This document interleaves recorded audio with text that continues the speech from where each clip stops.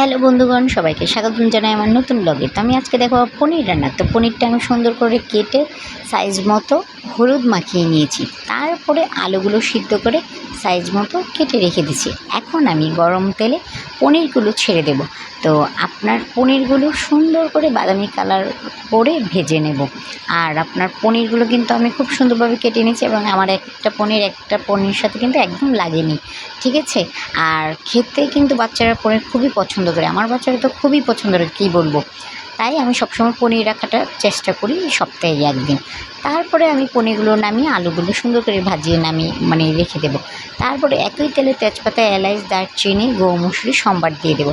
তারপরে এটা একটু নাড়াচাড়া করে আপনার একটু সুন্দর একটা কালার আসার পর আমার ধনিয়ার গুঁড়া, মরিচের গুঁড়ো, হলুদের গুঁড়া, লবণ, তারপরে হচ্ছে জিরের গুঁড়া একসাথে মিক্সড করে গুলে আপনার এখানে দিয়ে দেব। তারপরে এটা যখন একটু ভাজা ভাজা হবে, কালারটা খুব সুন্দর চেঞ্জ হয়ে যাবে, তারপরে দিয়ে দেবো একটু মটরশুঁটি। আমার ঘরেই সবসময় ফ্রিজে রাখার চেষ্টা করি মটরশুঁটি, বাচ্চারা খুব পছন্দ করে তাই।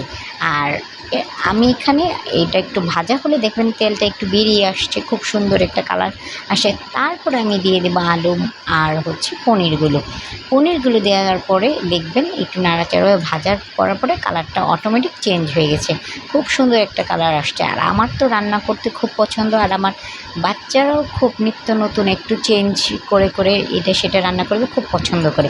তো দেখুন আমি সামান্য একটু চিনি দিলাম, খাবারের কিন্তু চিনি দিলে একটু স্বাদ বাড়ে, আমার শাশুড়ি মার থেকে আমি এটা শিখেছি।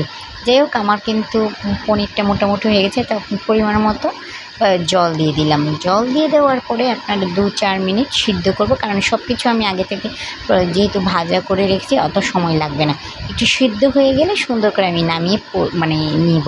দেখুন কেমন হয়েছে অবশ্যই জানাবেন। ধন্যবাদ সবাই।